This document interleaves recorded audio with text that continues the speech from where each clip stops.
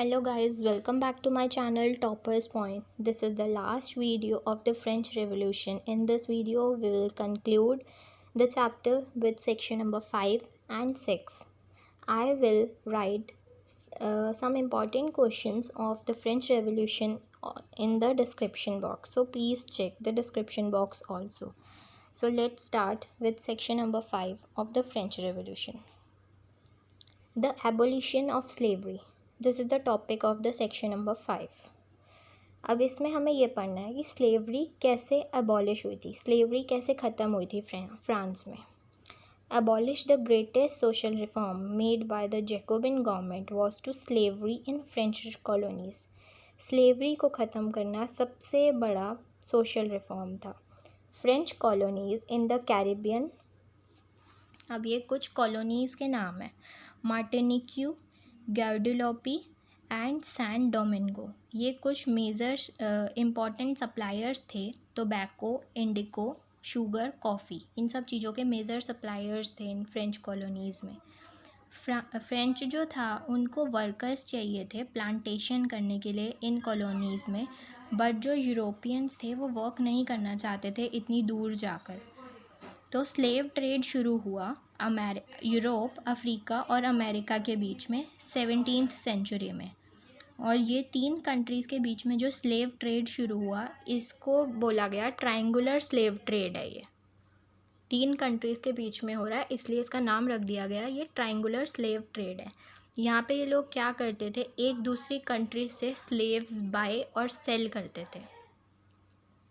French merchants जो थे वो सेल करते थे पोर्ट ऑफ बॉर्डोक से लेकर अफ्रीकन कोस्ट तक, जहाँ से वो स्लेव्स बाय करते थे, अपने लिए स्लेव्स खरीदते थे फ्रांस के लोग.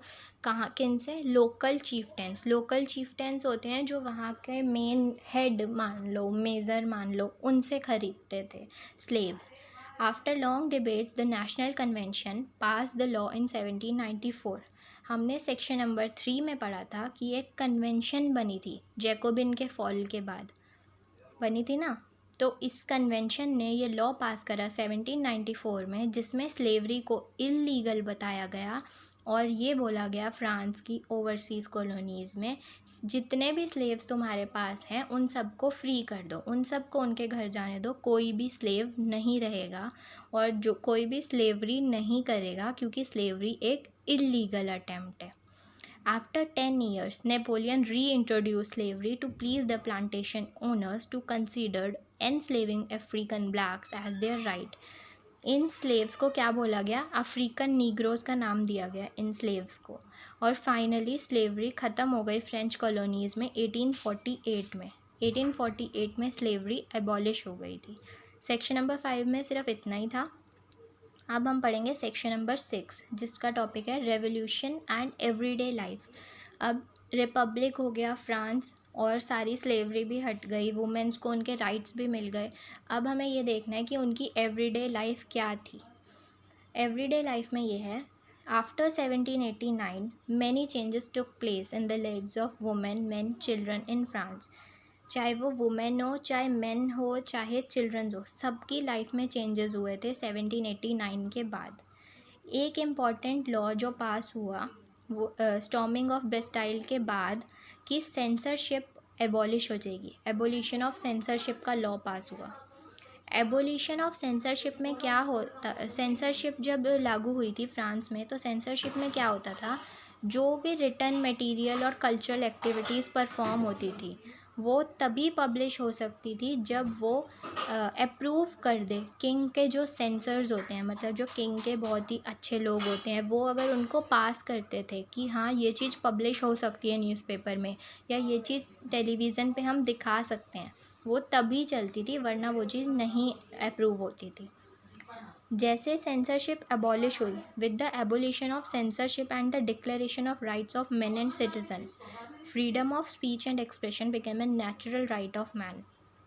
अब जब सेंसरशिप एबॉलिश कर दी, सेंसरशिप का जब लॉ पास हुआ, एबॉलिश हुई सेंसरशिप 1789 के बाद, तो फ्रीडम ऑफ स्पीच और एक्सप्रेशन नेचुरल राइट्स बन गए लोगों के, कि लोग अपनी बात को रख भी सकते हैं सबके सामने, ये उनका नेचुरल राइट है, वो बोल भी सकते हैं, अपने एक्सप्रेस भी कर सकते हैं, सब कुछ कर सकते हैं। Freedom of the press gave voice to opinions and counter opinions. जैसे जैसे प्रेस को फ्रीडम मिला, मीडिया को फ्रीडम मिला कि वो अपनी कोई भी बात सामने रख सकता है, चाहे वो किसी पार्टी के अगेंस्ट ही क्यों ना हो, वो अपने ओपिनियंस को रख सकता है। सेक्शन नंबर 5 और 6 ख़त्म हो गया। अब हमें कंक्लूड करना चैप्टर कि पूरे चैप्टर में एट लास्ट फ्रांस में क्या हुआ। 1804 में नेपोलियन बोनापार्ट जो था वो फेमस फ्रेंच जनरल था, उसने अपने आप को राजा डिक्लेयर कर दिया, एम्परर डिक्लेयर कर दिया फ्रांस का। उसने नेबरिंग यूरोपियन कंट्रीज से भी कॉन्कर करा, लड़ाई करी, सारी डायनेस्टीज़ को डिस्पोज कर दिया और किंगडम्स क्रिएट करे जहाँ पे उसने अपने फैमिली मेम्बर्स को प्लेस करा।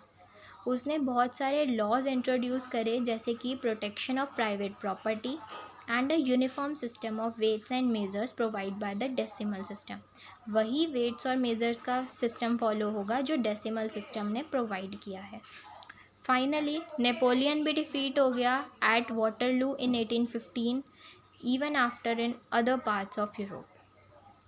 This idea of liberty of democrat rights were the most important legacy of the French Revolution।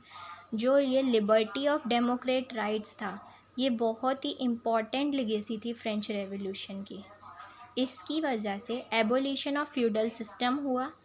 Abolition of feudal system मतलब कि जो बाय बर्थ राइट्स मिले हुए थे उसके खिलाफ भी एक लॉ पास हुआ कि कोई भी बाय बर्थ राइट्स किसी को भी नहीं मिलेंगे। ये भी एबोलिशन हुआ और फ्रीडम मिली सारी कॉलोनाइज्ड नेशन को। टीपू सुल्तान और राजा राम मोहन रॉय, ये दोनों इंडियंस इंस्पायर हुए फ्रेंच रेवोल्यूशन के आइडिया से। ये हमारा चैप्टर कंक्लूड हो गया फ्रेंच रेवोल्यूशन। सो गाइज़, अगर आपको मेरी वीडियो अच्छी लगी हो तो प्लीज़ उसे लाइक करना, और अगर आपने अभी तक मेरा चैनल सब्सक्राइब नहीं किया तो प्लीज़ उसे सब्सक्राइब कर देना और बेल आइकन को प्रेस करना, ताकि आपको मेरी अगली वीडियो की नोटिफिकेशन जल्दी से अपडेट हो जाए। Thank you.